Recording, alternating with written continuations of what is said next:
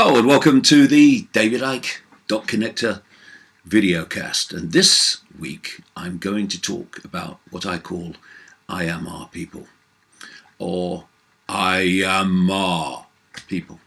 It comes with its own chant. IAMA, IAMA, IAMA.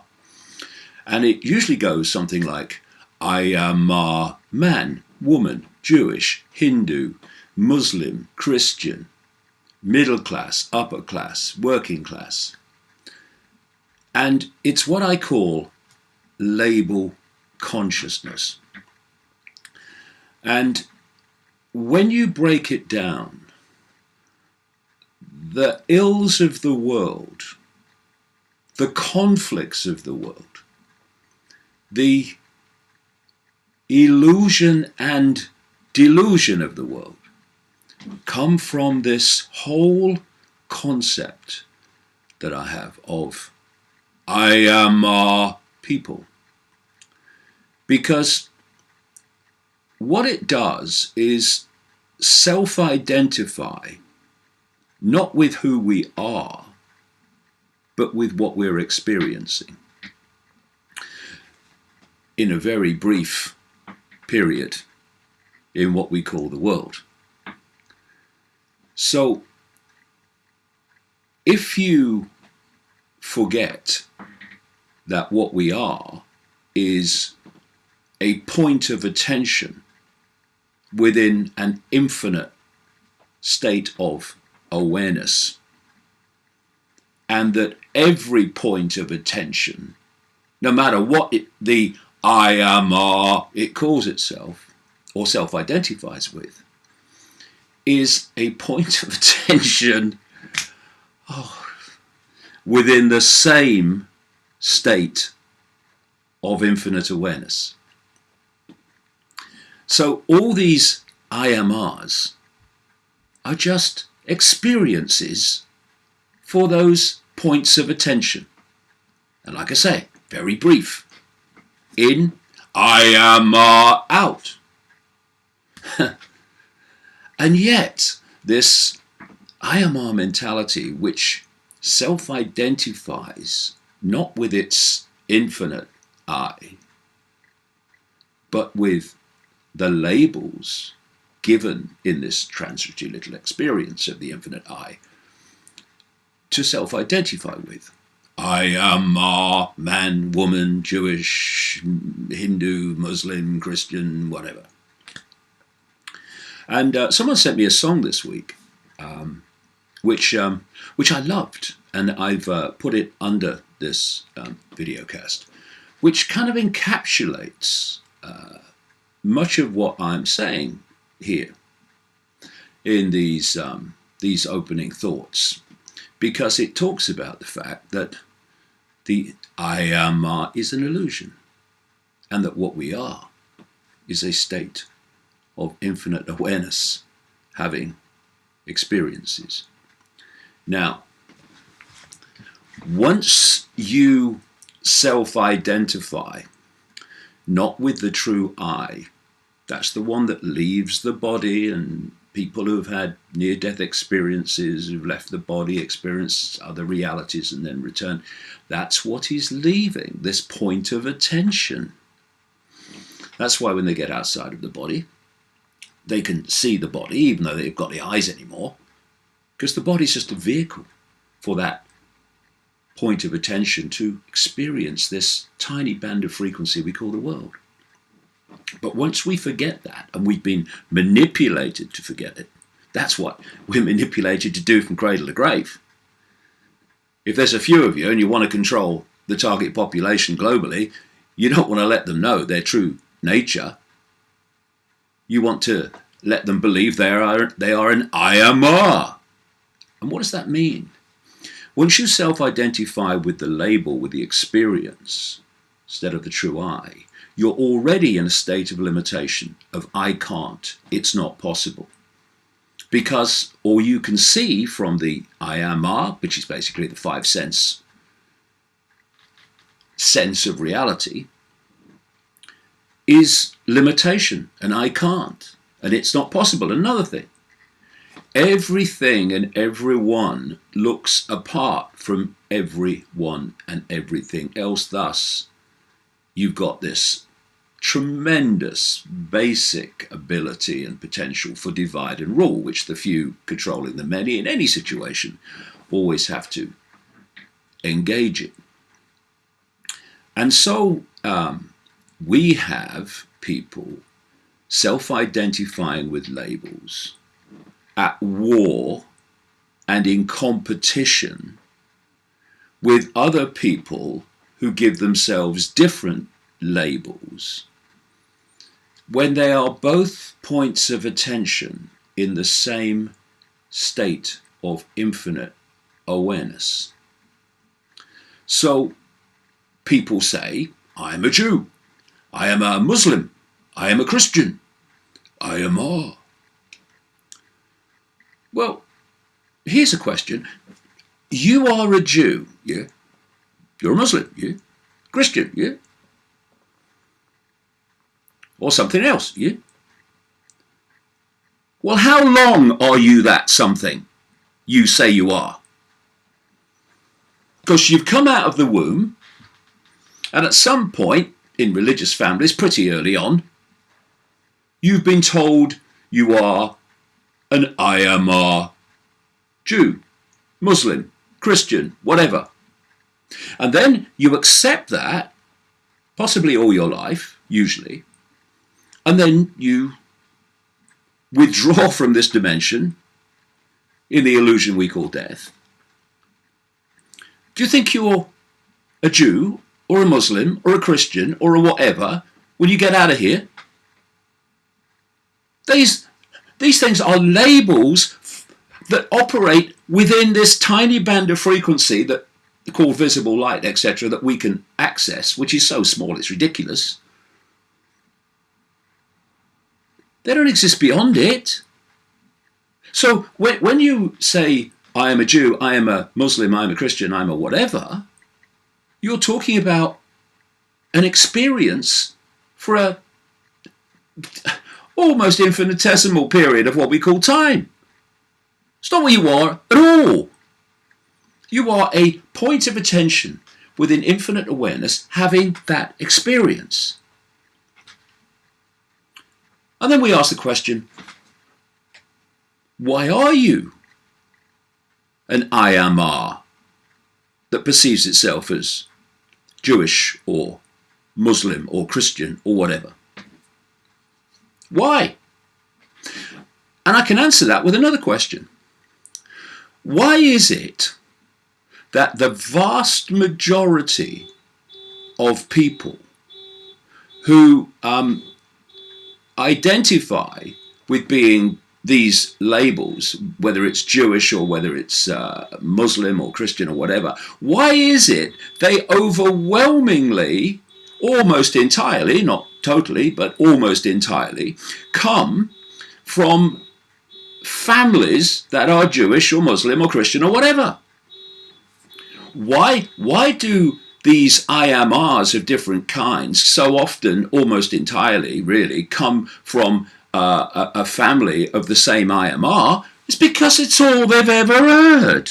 When they were being brought up as children, they were brought up as Jewish people, as Muslim people, as Christian people, as whatever people. And that's all they've ever heard. I was in the old city of Jerusalem around 1993. And if you've not been there, the old city of Jerusalem within the city wall is very small. And I was standing there next to the big mosque on what Jews and Christians call Temple Mount. And there were some Muslim kids playing football. There must have been, I don't know, 6, 7, 8, something like that. And as I was watching them, and to put this in context, the old city of Jerusalem is broken up into quarters. There's a Jewish quarter, a Muslim quarter, an Armenian quarter, and a Christian quarter. And it's a very small area. Because we can't live together, can we? No. IAMA over there. IAMA over there. Anyway, I'm watching these kids play football, and it just, it dawned on me that those Muslim kids would have, by that time, have had a certain view of life, God, reality, and Jewish people. But had that point of attention, that awareness, have been born just down the road, in the Jewish quarter or the Christian quarter, they would at that very same point have had a very different view of God, of life, of reality, and of Muslim people. And the only difference between them is the environment, and here's the word, the programming of perception that they've been through in their formative years, which usually dictates the rest of their life in so many ways, not least in terms of religion. So if we bring all this to the events of this week, they can be seen in very different terms, or from a very different point of view. For instance, this week, the opposition Labour Party in Britain, the group that run it, NEC they call themselves or something, they must be important, they agreed to accept a definition of anti-Semitism to be applied to all the members that is frankly ludicrous. A situation in which, after massive pressure from the Zionist lobby and other people that have a self-interest in removing the leader, Jeremy Corbyn, after that pressure, and it's only pressure if you allow it to be, they agreed, for instance, to accept that it's anti-Semitic to describe Israel as a racist endeavor. This is a country that has it now written into state law that Israel is an apartheid state where only Jewish people have the right to self-determination. And what we're looking at here is a classic example of what happens when IAMAs run riot. Because what we're looking at is the IAMA Jewish and that self-identity with an experience, not an I. And it's not only individuals and people that have IAMA mentality, so do groups. And so the Labour Party is an IAMA entity. And so what you've had this week, if you look at it from this perspective, is an IAMA and an IAMA. And that's what this whole situation has been, over pressure on the Labour Party to accept this outrageously broad and all-encompassing definition of anti-Semitism, two IAMAs. On one side, you've got the IAMA Jewish, or IAMA Zionist, and on the other side, IAMA Labour Party. So the IAMA Labour Party is concerned at how other people see its IAMA. So what it does is look at what's happening in the media, in papers like the Daily Mail. I mean, you're going to listen to the Daily Mail. You're the Labour Party. Anyway, And they are worried that they'll be seen in a bad light because I'm an IAMA. It's not about saying, I'm going to do what is right and just and fair. No, I'm an IAMA. How is my IAMA seen by the people? Therefore, you cave. You cave to the other IAMA Jewish or IAMA Zionist, because you fear how people might see you. Actually, it's a very wrong fear, because in the street, as they say, vast numbers of people, natural Labour supporters, most of them, are sick and tired of being told what they can think, what they can say, and having their thoughts and their views censored. But anyway, this is what has happened. And so one of the leading lights, one of the leading figures in this abuse of the Labour Party, particularly its leader, Jeremy Corbyn, who wanted to have a rider statement saying, actually, all these definitions of anti-Semitism were okay, but it can't stop us talking about this,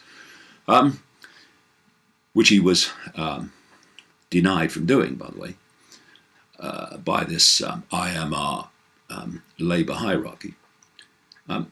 You have a figure, a leading figure in this abuse of Corbyn, called Gideon Falter.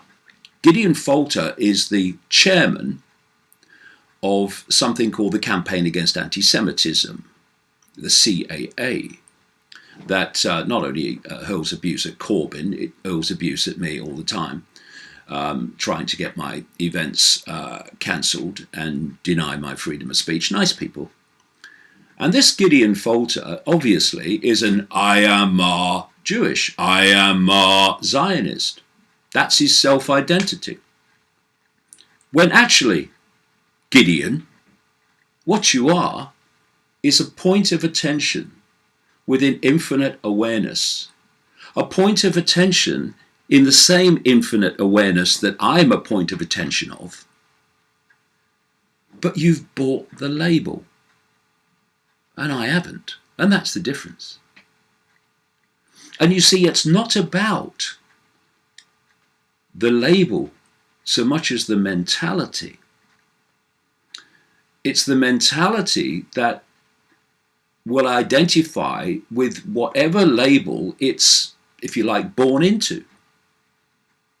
So Gideon Falter, who, by the way, is on the UK board of something called the Jewish National Fund, which for decades and decades going way back has been buying up land in Israel that only Jewish people can live on.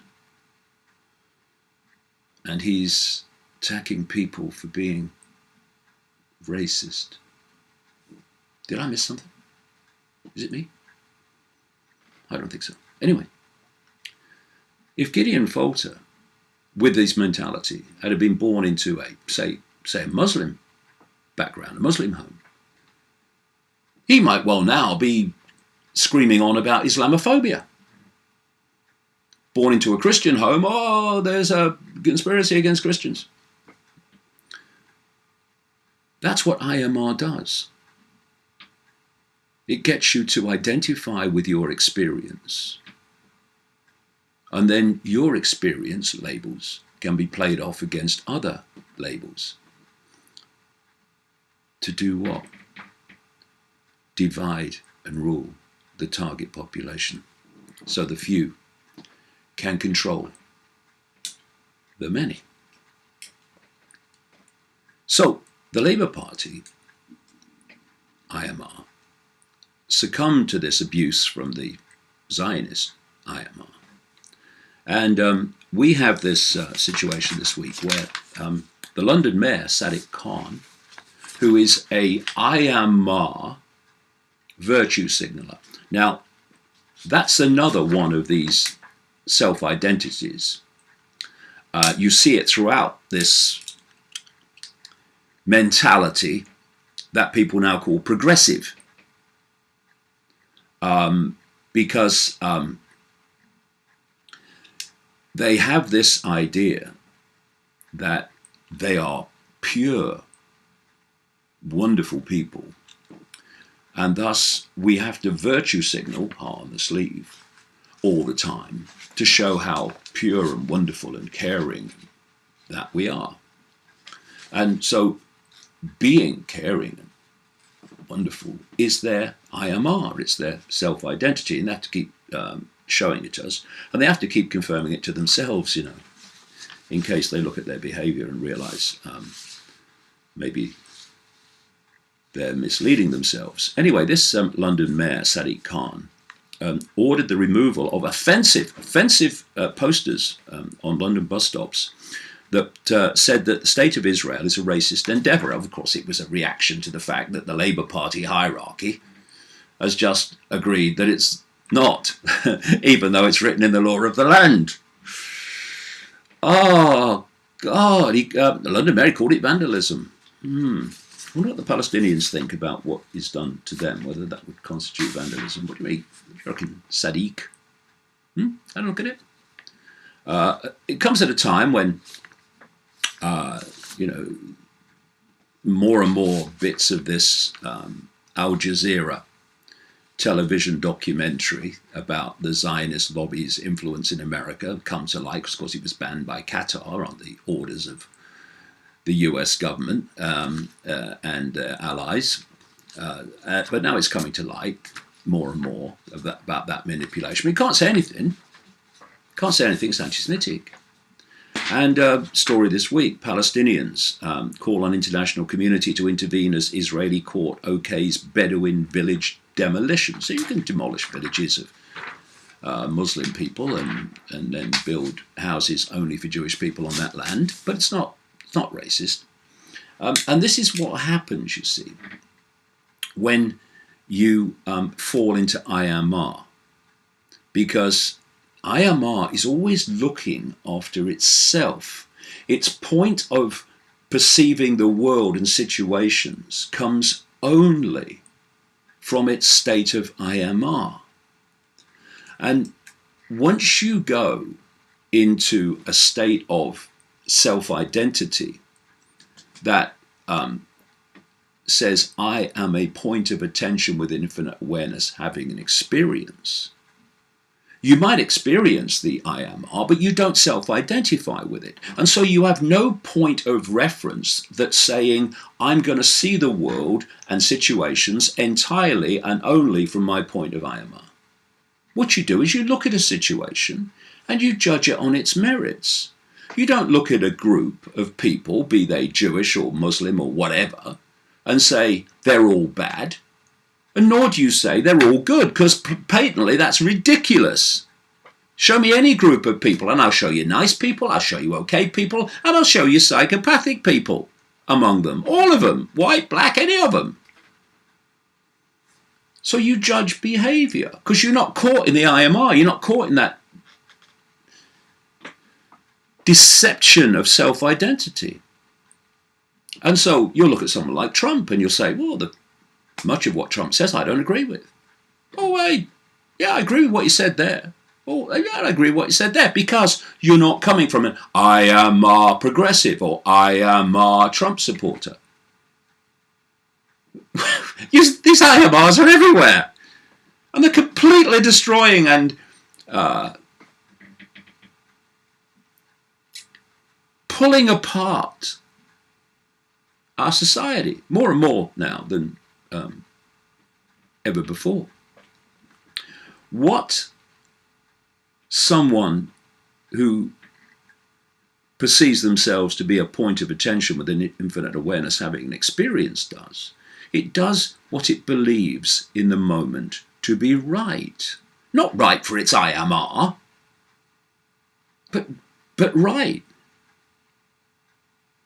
And so, we have this IAMA now that's emerged called transgender. And if people want to self-identify with that, that's fair enough. All the best. But that's not where it ends. It's pushing it and its language and everything else on everyone else. And we've had this, another classic IAMA story this week. relating to the British Green Party, and a lady called Caroline Lucas, who was an MP for the British Green Party. What happened is that a transgender candidate in a Green Party election was represented, it now turns out, as her agent by her father, who at the time was awaiting trial for the torture and rape of a 10-year-old girl, who's since been convicted of it and sent to prison. Now, of course, big questions to ask about that and how that could come about. But anyway, in the aftermath of it, Caroline Lucas was asked, according to the stories running this week, by a women's group, feminist group, to come and talk to them and listen to their views about the abuses of transgender, in the sense of, for instance, having a policy, which the Greens seem to support, where you can just decide any time, without any supporting evidence whatsoever, I am a man if you're a woman, or I am a woman if you're a man, or somewhere in between, or whatever. And of course, this has major implications for women. It means that a man could say, I'm a woman, and then, in many cases, walk into a women's toilet, or walk into a women's area where they want female privacy. That you can say you are, you can be a man who suddenly says you're a woman, so you can stand on women-only candidate lists. This is all IAMA gone crazy, but it's in the world that we live in, it's a valid point. So Caroline Lucas, to be fair, apparently said to this women's group, yes, I'll come along. Well, the transgender lobby, or at least I've met transgender people and read articles by them, genuine transgender people who are sick of these activists who go around abusing anyone who has any questions to ask or any other views to put about this transgender explosion, which is not about giving support and not being discriminatory against transgender people. That's not the point. The point of what's happening and what people are getting sick of is having it rammed down their throat and having people, not least the young, confused about their gender who weren't confused before, which is quite another thing. But anyway, when Caroline Lucas announced that she was going to meet this women's group, well, it was unbelievable. And the candidate, the transgender candidate, apparently, according to this story, who was represented by a father, etc., then left the party saying it was like, if you like, transgender phobic. You couldn't find a party in the history of the human race more or less transgender phobic than the Green Party, but it doesn't matter. What matters is the IAMA. And so, a couple of things that I was going to mention earlier in the same thing. This is well, it would be, isn't it? It's in the Daily Mail. Now Corbyn says it isn't anti-Semitic to call Israel racist. As if he's anti-Semitic. When what he's saying is, it's fair to call Israel racist when it advocates racist policies and writes it into the law of the land. And he's this is another story from the Times. Corbyn slapped down by allies over anti-Semitism, and the opening paragraph says Jeremy Corbyn, Labour Party leader, was humiliated last night after his attempt to add a 500-word caveat to the Labour Party's definition of anti-Semitism, but it was rejected by his own allies. But it wasn't Corbyn who was humiliated. It was the people who denied him the right as the leader to have a caveat, to say, actually, criticism of Israel is not racist. But this is how IAMA works. And it's everywhere. So you've got the progressive mentality. And what happens is you have an IMR and then you self-identify with it, even though you're self-identifying with it at total odds with your actual behavior. So, for instance, this progressive mentality, as it's called, regressive, as I call it, liberal, as they call it, the opposite of liberal, as I call it, it self-identifies with being the modern-day successors to the civil rights movement of Martin Luther King and these greats of the past, in the 1960s, etc. That's their self-identity. I'm a progressive. I'm like Martin Luther King. And Martin Luther King would actually weep at the behavior that's going on in terms of imposing their will on society and hurling abuse at anyone who has a different opinion and seeking to delete their chance, their right to have a different opinion. So IMRs are perception programs, and they can be so deep and profound that you can't see you're acting like a Nazi while you're claiming to be anti-fascist. And then you see it with income bracket and class. Oh, I'm upper class. Oh, really? For how long, darling? Right? Same as religion. Yeah, you were born into your class. You were brought up to believe in your class. Brought up to look down on other classes. And then you're out of here. And your class is over, darling. Don't matter how much money you got in the bank. Go on. Go on, spend it on the other side of the divide. It's all an illusion. All of it.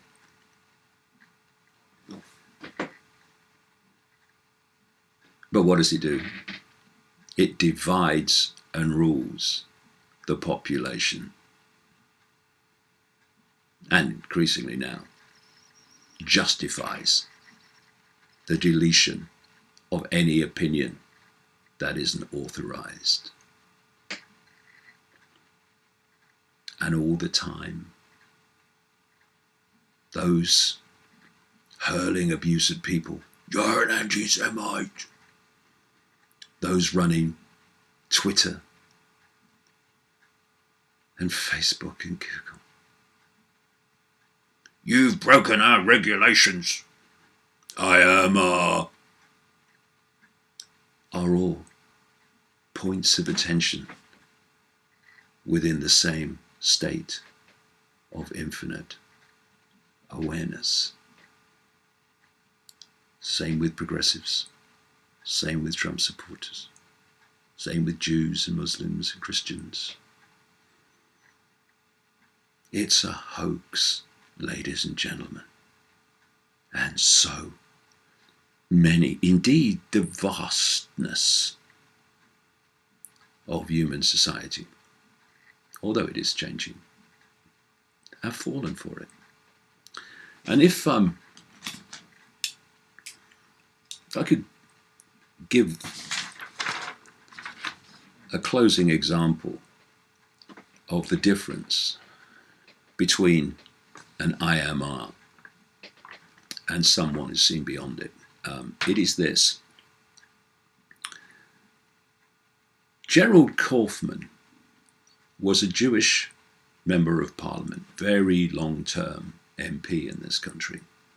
And he was brought up as a Jew, as a Zionist.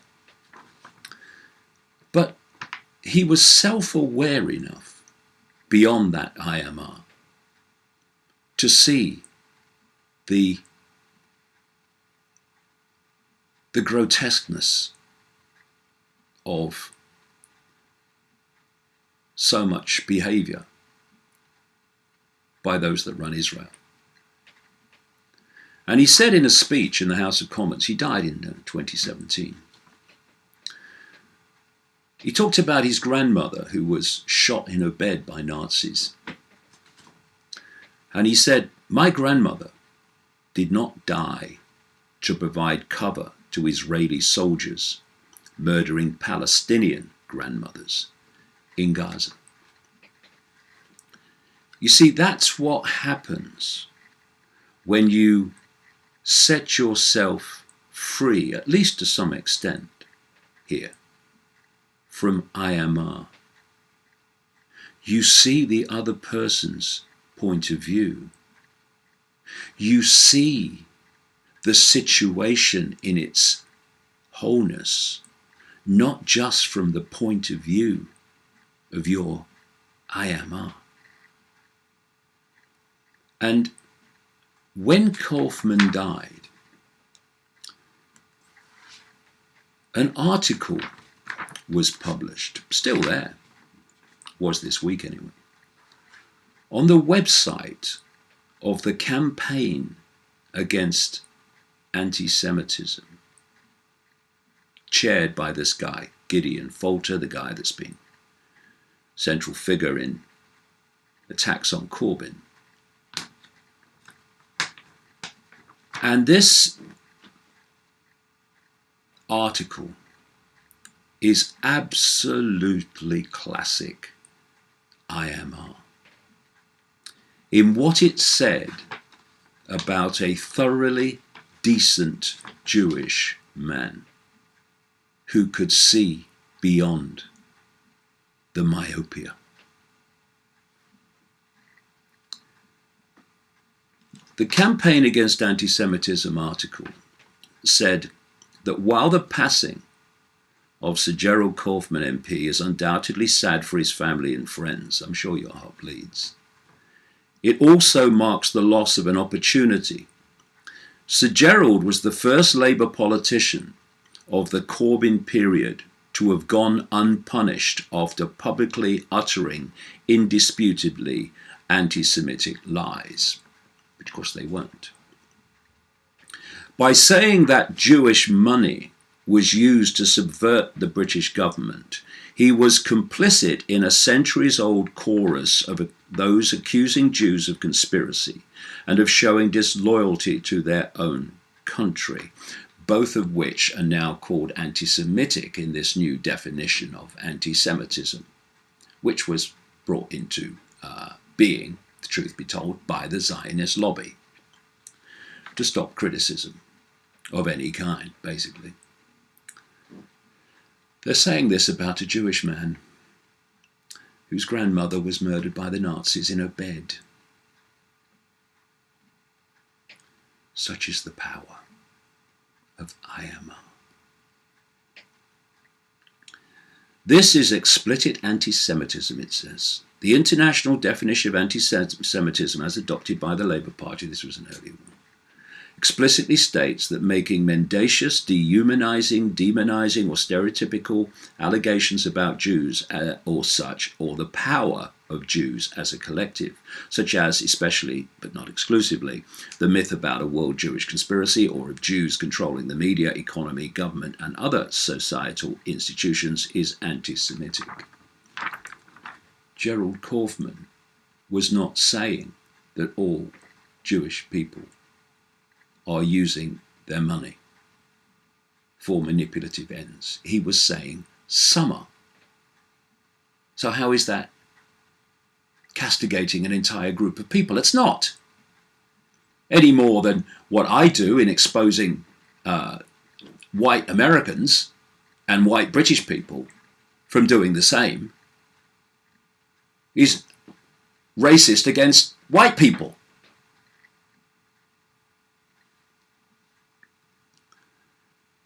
At the same meeting, he was also recorded as saying, "Because perhaps I can tell you in a way no one else can tell you," intimating that this is having been born Jewish afforded him a protection which intimidated others into silence. So this onslaught of abuse against Jeremy Corbyn and the Labour Party to force them into accepting a massively, far too expanded version of anti-Semitism, was not intimidating them into silence. Huh?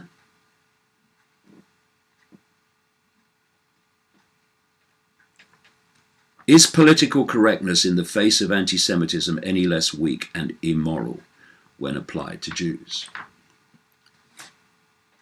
Everything should be applied to Jews as is applied to everyone else.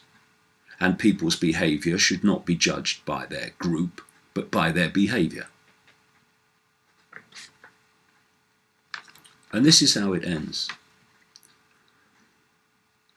By his passing, however, he can no longer... This is a guy, a Jewish MP, whose grandmother was shot in her bed by the Nazis, who has represented Jewish people and others in Parliament for decades, who's just died. And it says, by his passing, however, he can no longer be disciplined by British institutions that should have acted. His actions and words now hang in the air, continuing to embolden other anti-Semites to the detriment of the UK's Jewish community, IAMA, and society at large. Sir Gerald was therefore left a rotting stain on both the Labour Party and Parliament that will continue to eat away at both institutions until such time as genuine and public acts of regret and apology are made. Get down on your knees. You know what I think is a rotting stain? To describe in that manner a decent Jewish MP who could see the other side of the argument. Where is the real rotting stain? People may ask.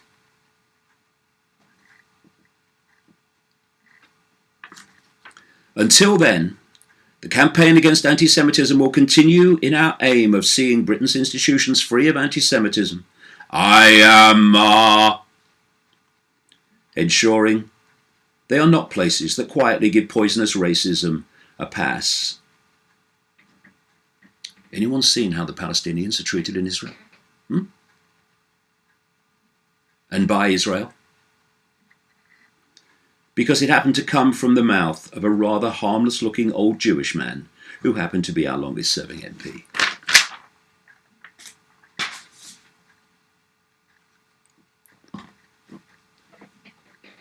That's what happens when you succumb to IAMA.